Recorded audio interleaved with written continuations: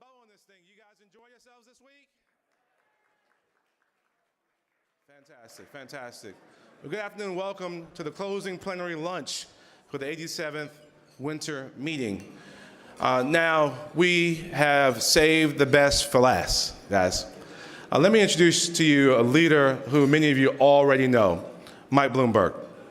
Some of you worked with him when he was the mayor of New York City, and others have worked with him through his foundation, Bloomberg Philanthropies.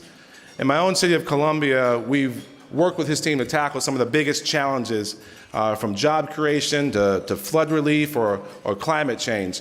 His foundation has made it a top priority to support cities because he knows the power that mayors have to make a difference. Just last year, Bloomberg Philanthropies launched the Bloomberg American Cities Initiative, a $200 million effort to support mayors and city leaders helping to solve our most pressing problems and improve people's lives. The initiative draws on lessons he learned as mayor of New York City. He was elected just months after the attack of September 11, 2001. And under his leadership, New York City rebounded faster and stronger than anyone could have ever expected. Over a dozen years, his team scoured the globe for the best ideas for improving government services, and he was recognized as one of the most innovative and effective mayors in the world. The Bloomberg administration raised high school graduation rates by 40%, cut crime by a third, reduced the city's carbon footprint by nearly 20%, and increased the average life expectancy by 3 years in the city. When Mike left City Hall, he resumed leadership of Bloomberg LP, the data, news, and technology company he founded in 1981. He now has 20,000 employees scattered across the globe. He also serves as the UN Secretary General's Special Envoy for Climate Action and the World Health Organization's Global Ambassador for Non-Communicable Diseases. He knows that progress on issues like climate change and public health begin at the local level, but that we can also make great progress when we come together to exchange ideas, learn from one another, and spread our impact at convenings just like the U.S. Conference of Mayors Winter Meeting. So please join me in welcoming entrepreneur, philanthropist, and an alumnus of our conference. Help me in welcoming home Mike Bloomberg.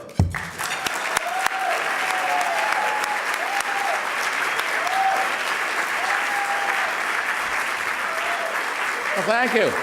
Thank you, thank you, thank you. Thank you all. Nice. Thank you.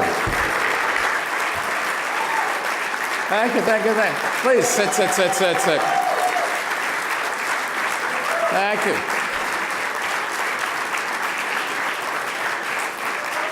Steve, thank you, and good afternoon, everyone. Let me start with a special thanks to Tom Corcoran and his staff for putting this all together. When I was first elected mayor, it was just 2 months after 9/11, and Tom brought the conference's winter meeting to New York, and that really gave New York City a big lift.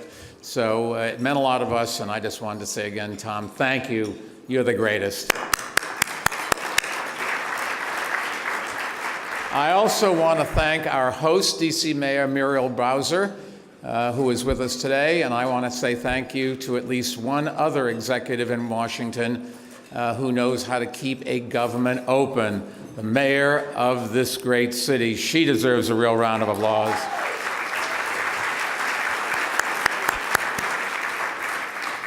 I didn't plan to speak about the shutdown today. However, I do want to touch on it because it's related to everything else that all of us do and want to talk about. Creating jobs, reducing poverty, fighting climate change, increasing public safety, stopping the opioid crisis, and the list goes on and on and on. And on all of these issues and many more, it is the American mayors that are really hard at work. And as Mayor Benjamin mentioned, our foundation created the Bloomberg American Cities Initiative as a ways to help all of you tackle tough challenges and accomplish your goals. And the initiative has brought me all over the country, meeting with mayors and talking about the work they're doing and all the big issues I just mentioned. And everywhere I've gone, I've seen mayors in both parties working across the aisle to develop innovative new policies and programs, and to do what people elected you to do, solve problems. That's what mayors do. And I've always thought the best job in the world is being a mayor. And if you talk to Ed Rendell, who had been mayor of Philadelphia and then governor of the state of Pennsylvania, he would tell you the mayor's job is far and away the best. You really get a chance to do something. And then there's the federal level of government. The shutdown has been going on for 35 days, and nearly all of you have seen the effects in your cities and towns. Can you imagine shutting down your city governments for 35 days? Inconceivable.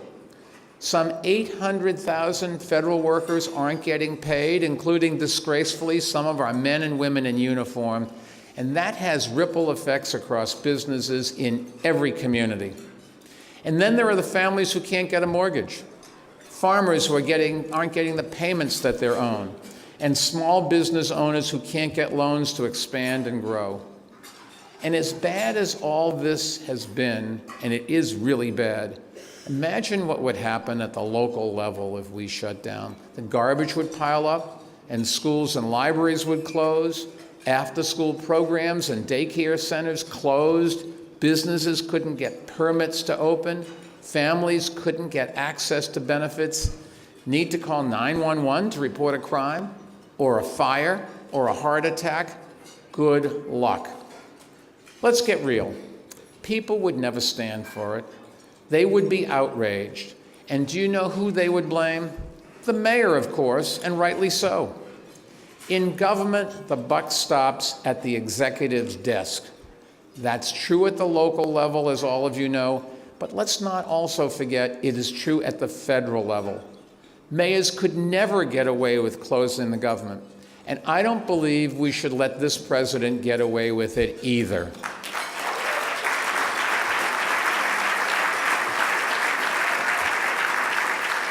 Now, I've never been a partisan guy.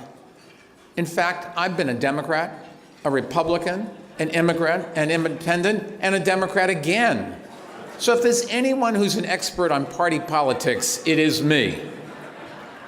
But this isn't about party to me. This is about competence and the lack of it that we are seeing in the White House. The government shutdown is a complete failure of executive leadership, and it's one of the worst cases of incompetent management I have ever seen.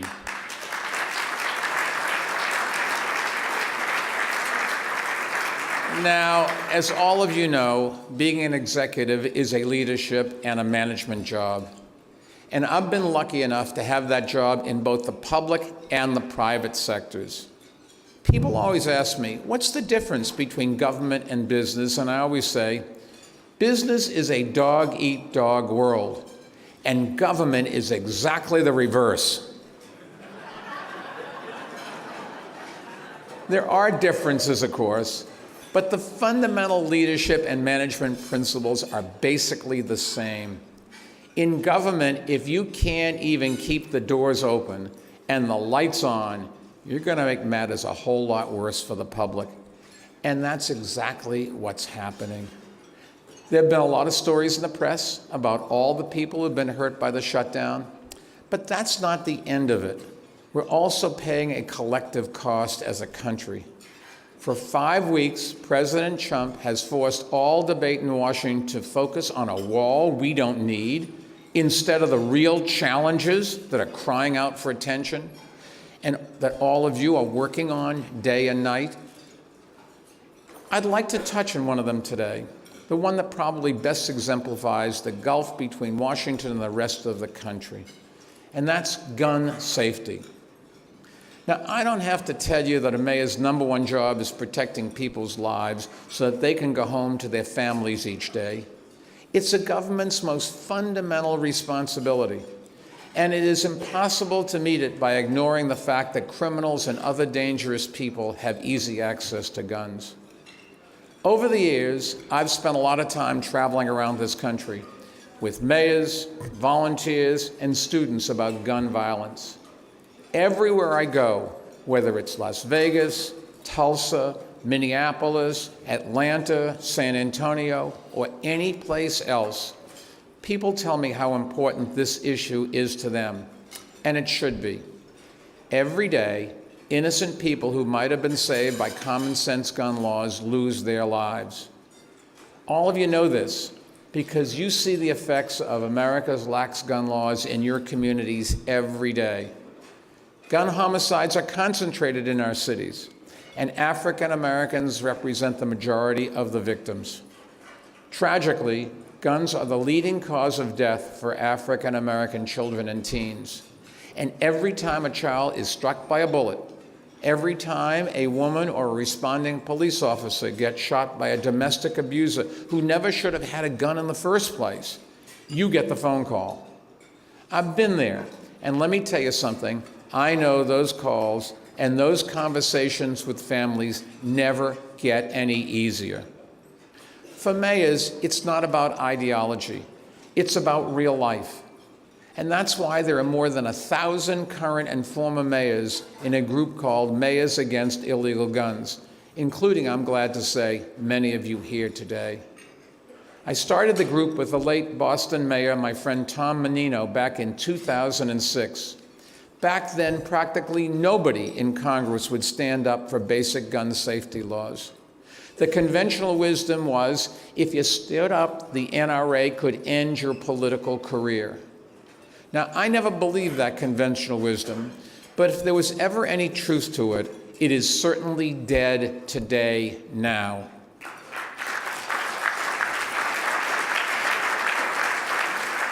When I left City Hall, our team created a national organization called Every Town for Gun Safety.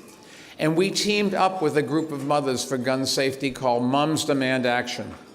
Together, those groups are serving as the counterweight to the NRA, with a lot of support from you and from your constituents. We've been making progress in both blue and red states. And over the past year, 20 states have enacted stronger gun laws, including states where the NRA has long dominated. Now, not only is the NRA losing around the country, they are losing in their own backyard. This hotel is only 20 miles from NRA headquarters, which is just across the river in Virginia. In 2017, candidates in Virginia for governor, lieutenant governor, and attorney general all took on the NRA, and they all won their elections. And if you're looking at the polling data, it wasn't that the NRA was just ineffective or unconvincing. The NRA's endorsement was toxic in the eyes of suburban voters, women voters, and voters overall. That got the pundits' attention. Then we all saw what happened in 2018.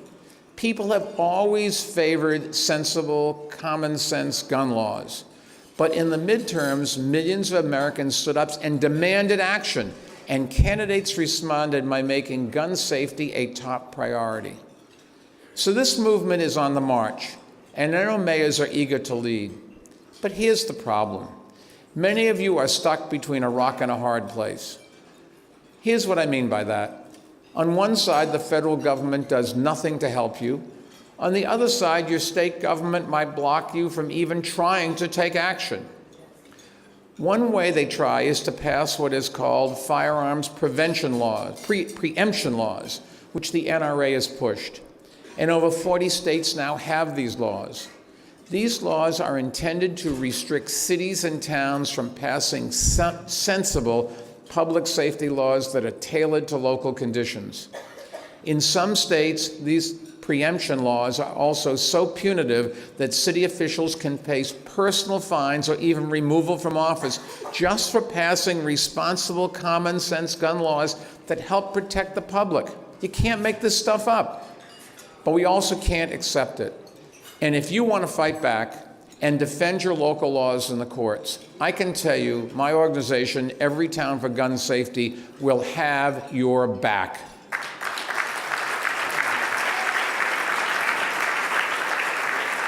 Let me tell you what I mean. Every town already works with mayors, police chiefs, parents, and gun violence survivors, and more. And now every town has added a team of legal experts to their staff so they can help you protect your right to take local action. Let me just give you a couple of quick examples. After Seattle enacted a responsible gun storage ordinance, the NRA sued, naturally. Well, I can tell you that Mayor Jenny Durkin wasn't going down without a fight. Every town helped her defend the law in court, and I'm glad to report they won. In Columbus, Ohio, Mayor Anthony Ginther is fighting in court to defend the city's ban on bump stocks, and we're glad to support him. We're also helping Missoula, Montana defend its background check law. We're helping Boulder, Colorado defend its limits on assault weapons and high-capacity magazines. And we're helping dozens of Florida mayors and cities challenge the state's punitive preemption law, which they did after last year's Parkland shooting. Every town lawyers are representing them, along with Florida attorneys. And several of those mayors are with us today, including Parkland Mayor Christine Hunchofsky, and I want to know this is very personal for them, but we are with you. Now, every town is supporting each of these cities because these are fights worth having, and they're ready to stand with you as well. Remember, where there's a will, there's a way. So once you're back home, talk to your legal counsel about which fights you might want to take on. Then call every town and put them to work. Let me share one final thought with you. I've devoted many years on how to fight gun violence. When we started, other mayors and I would come to DC for meetings. Lawmakers would hear us out, they'd nod their heads, and then they'd give us a cold shoulder. But now members of Congress want to talk about gun safety, and the House wasted no time in introducing a background check bill after the last election and after they were put in office. So what's changed? Well, it's not just public opinion. People were outraged long before Parkland, before Charleston and Newtown, and on and on. We've been outraged for a long time, but now we are organized, and that's the key difference. And strong leadership from mayors has helped make it happen. So I want to thank you all for standing up for gun safety when others wouldn't. I want to urge you to keep up the fight and take it to the next level. We're ready to work with you, and I should mention, we work for free.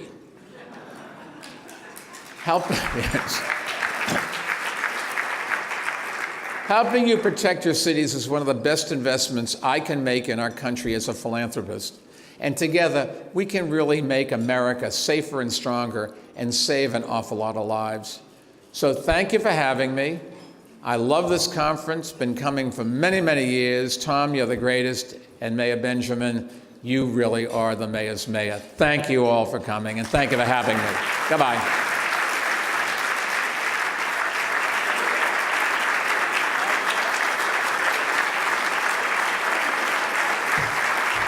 Thank you, Mayor Bloomberg.